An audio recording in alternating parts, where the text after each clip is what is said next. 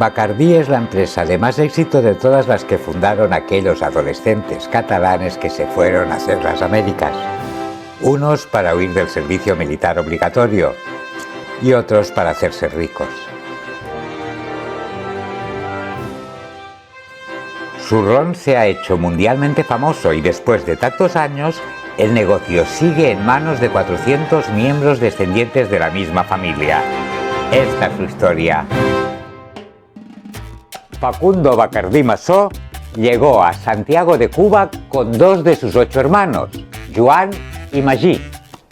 Eran de Sitges, hijos de un vendedor de vinos, Joan Bacardí, y de María Massó, hija de un tendero. Tenemos que recordar que Cuba era una provincia de España. Tenía unos 700.000 habitantes. Un 41% eran esclavos, la mayoría traídos de África para trabajar en las plantaciones de una élite burguesa de comerciantes extranjeros, franceses y sobre todo españoles, muchos llegados de la Luisiana tras ser vendida por Francia a los Estados Unidos. La colonia catalana era muy corporativa. Controlaba vastas plantaciones de tabaco, cacao, café, caña de azúcar y las líneas de transporte marítimo entre España y las Antillas. Estaba representada políticamente por la Liga Nacional. Los 3 hermanos se adaptaron bien al ambiente cubano. Facundo se casó con Amalia Lucía Victoria Moró, hija de una emigrante franco-haitiana y de un capitán de Napoleón. No era un mal partido. Su padre era dueño del cafetal El Amor. Y su madrina, soltera, era muy rica. En Santiago, los 3 hermanos Bacardí se asociaron con Joan Carbonell i Bori para abrir una tienda de víveres en la calle Enramadas. Después montaron la mercería y una pulpería en la Villa del Cobre, pero no les daba lo suficiente. Cerraron cuando la isla quedó devastada por un terremoto y una posterior epidemia de cólera. Facundo probó suerte haciéndose consignatario de unas goletas que hacían ruta entre Santiago de Cuba y las otras islas del Caribe.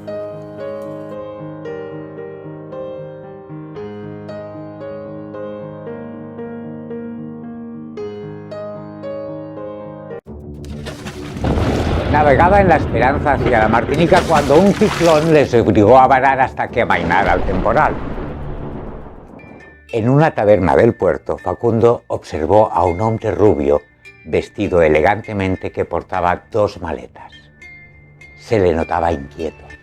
Se presentó como José León Boutelier.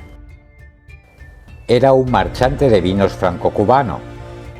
Debía llegar cuanto antes a Santiago para tomar el barco que le llevaría a Marsella. En sus maletas llevaba un ron dulce mucho más fino que el ron Peleón jamaicano.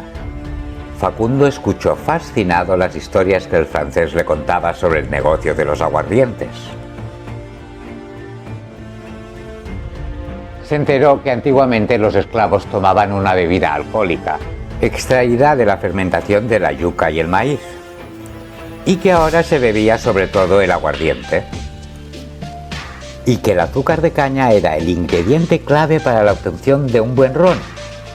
Y precisamente Cuba era la principal reserva mundial desde que en 1493 trajese Cristóbal Colón los primeros plantones de caña a la isla.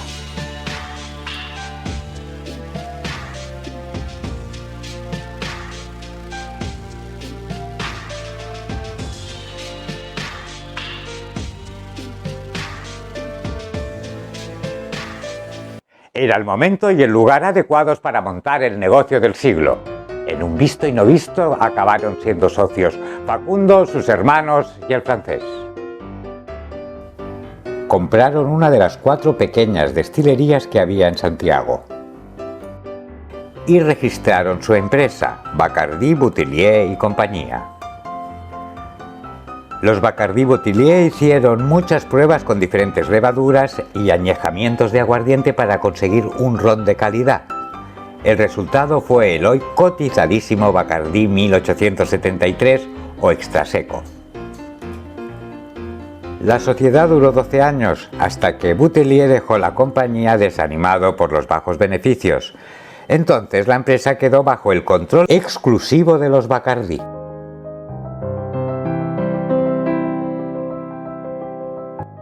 La corona española estaba fomentando la elaboración de ron en la isla. Había unas 17 destilerías de ron, aguardiente y licores, y 7 estaban en manos de catalanes. Como los hermanos Benjamí y Enric Camp y Pau Nunell, nacidos en Lloret de Mar, que lanzaron el ron Jamaica, germen de Patrick Cruzado, y después ron Matusalén. Y los Bacardí de Sitges, que competían en primera división con el ron Arechavala, que un vasco elaboraba en su destilería La Vizcaya de la ciudad de Cárdenas. En 1934 comercializará el ron Habana Club. Doña Amalia notó una colonia de murciélagos de la fruta que anidaban en los aleros de la destilería con techo de hojalata y sugirió a su marido que el murciélago se convirtiera en el símbolo de ron Bacardí. No era mala idea. Los nativos precolombinos, los taínos, veían al murciélago como símbolo de salud y fortuna.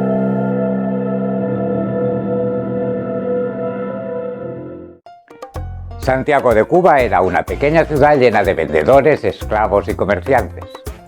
Y el ron casero de don Facundo se vendía en barriles reciclados de aceite de oliva, que venían con la imagen de un murciélago en su sello de lacre. A medida que el ron Bacardí ganaba popularidad, algunos clientes se referían a él como el ron del murciélago. Don Facundo Bacardí Masó murió el 9 de mayo de 1886 con 74 años. Sus hijos, Emilio, Facundo y José, siguieron con el negocio familiar que heredaron con la condición de que las acciones solo pasasen de padres a hijos. Hacía años que había prendido en la isla un sentimiento nacionalista azuzado por los Estados Unidos. Los bambises no dejaban de hostigar a los españoles con acciones de guerrilla y habían pasado 10 años de guerra y 60.000 muertos. En 1895 desembarcan en la isla José Martí, cubano, hijo de valencianos, Máximo Gómez y Antonio Maceo. Eran independentistas exiliados en Estados Unidos y llegaban para culminar sus aspiraciones. Iba a empezar la llamada Segunda Guerra de Cuba. José Martí, hijo de padres españoles, nacido en Cuba, es el fundador del Partido Revolucionario Cubano, que será el motor de esta nueva guerra por la independencia de Cuba. Los mismos hermanos Bacardí eran partidarios de la independencia, sobre todo Emilio Bacardí Moró, que se había unido al ejército rebelde, por lo que sufrió el exilio en las Islas Chafarinas y en Jamaica, hasta que pudo regresar a Santiago de Cuba. En 1905 será nombrado alcalde de Santiago, el primero elegido democráticamente. Estados Unidos hacía muchos años que anunciaba que América era para los americanos. Había intentado comprar Cuba a España por 100 millones de pesos en 1852 y por 300 millones de dólares en 1870, amenazando con una guerra.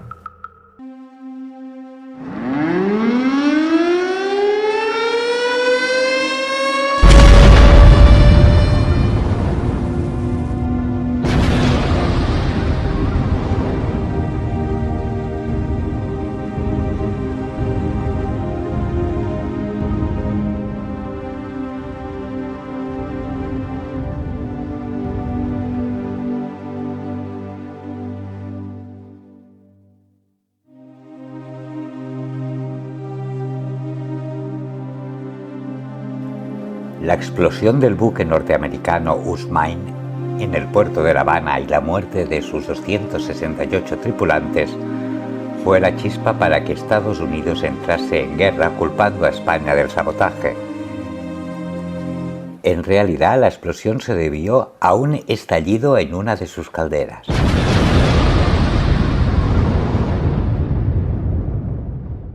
La prensa norteamericana, liderada por William Randolph Hearst, empezó una feroz campaña contra España que tenía dos frentes: el nuevo imperialismo norteamericano y el clima ultranacionalista de la isla. ¡Extra! ¡Extra! Estados Unidos declara la guerra a España.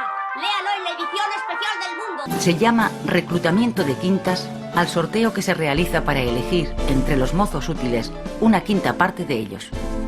Estos son los llamados afilas.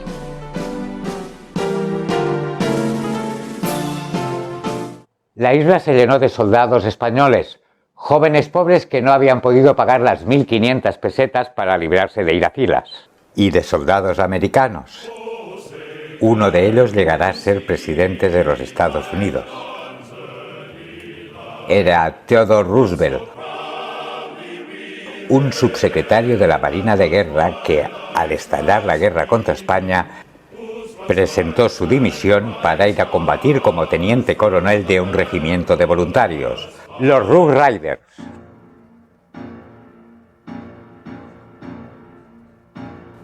Roosevelt creía en la superioridad de la raza anglosajónica germana frente a los indios, los afroamericanos y los hispanos, a los que consideraba seres inferiores.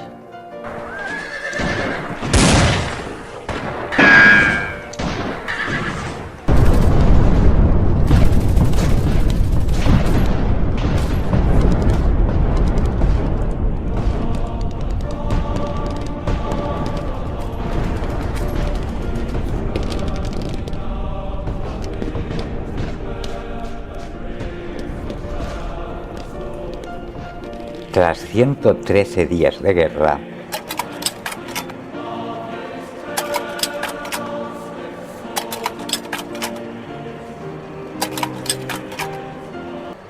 el conflicto acabó con el Tratado de París, por el cual España recibiría 20 millones de dólares por parte de Estados Unidos a cambio de sus provincias españolas de ultramar: Cuba, Puerto Rico, Guam y Filipinas.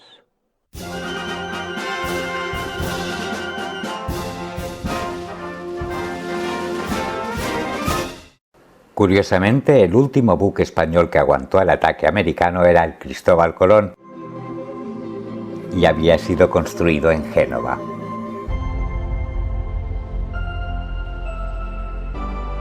¡Extra! ¡Extra! ¡Extra!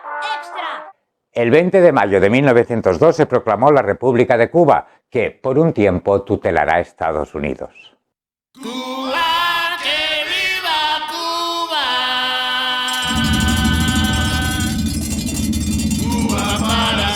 Los soldados americanos lo celebraron tomando mojitos criollos elaborados con ron Bacardí Carta Blanca o bebiendo Bacardí Carta Oro y Coca-Cola y brindando por una Cuba libre.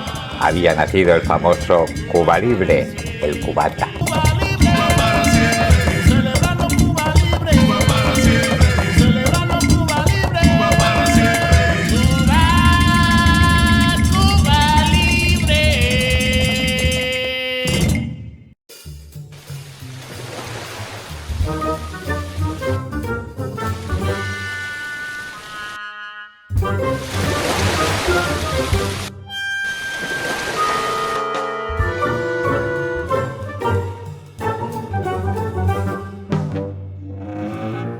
Durante la ley seca en Estados Unidos, Cuba fue Las Vegas del Caribe.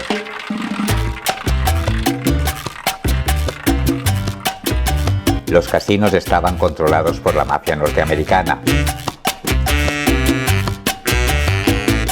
Fueron los años dorados del Tropicana y de la coctelería.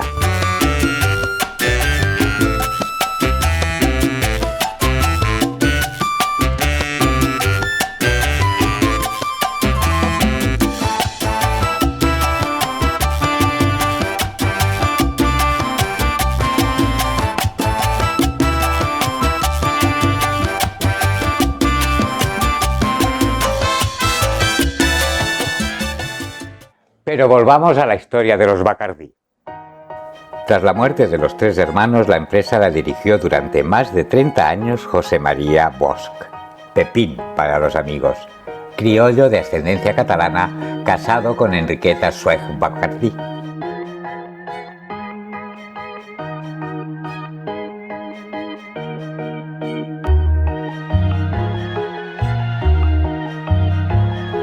Finalizada la etapa de la ley seca,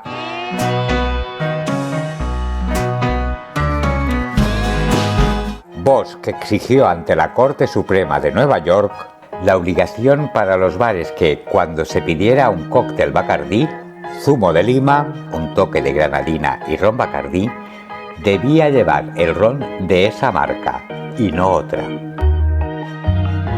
Pepín fue ministro de Finanzas de la isla hasta su exilio tras el golpe de Estado de Fulgencio Batista.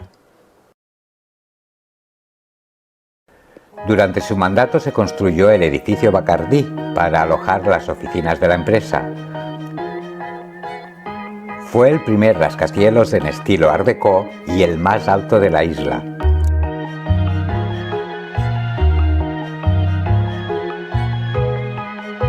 Estaba coronado por un murciélago y su bar, situado a pie de calle, era el punto de reunión de la sociedad habanera.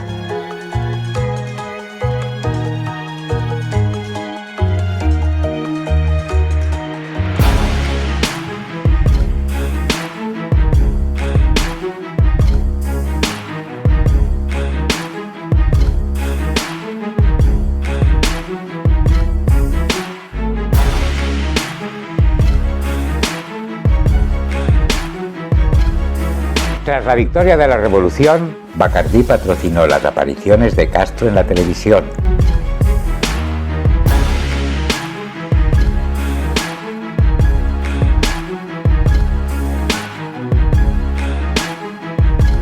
Pero la deriva comunista del gobierno empezaba a preocupar a la empresa, sobre todo cuando el presidente intervino en las industrias para poner fin a la propiedad privada en Cuba. Para entonces la fórmula, el capital y la marca ya estaban fuera del país, como la familia, huida a Estados Unidos. Tenían destilerías en Puerto Rico y México.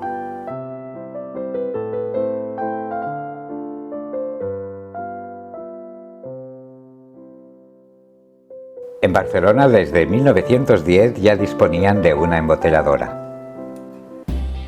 Desde los años 50 del siglo XX, Bacardí comercializó su producción bajo 5 compañías independientes, hasta que en 1990 se unieron bajo la marca Bacardí Limited, que compró otras marcas como Martini & Rossi,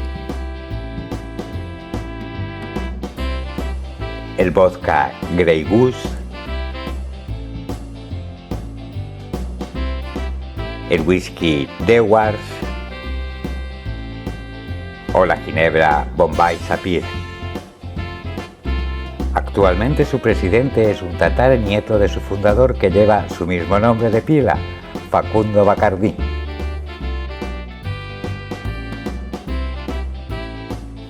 Ha conseguido que la empresa familiar sea la tercera empresa en el ranking mundial de bebidas alcohólicas tras Diageo y Pernod Ricard, y su licor es el más vendido por detrás del vodka Smirnoff.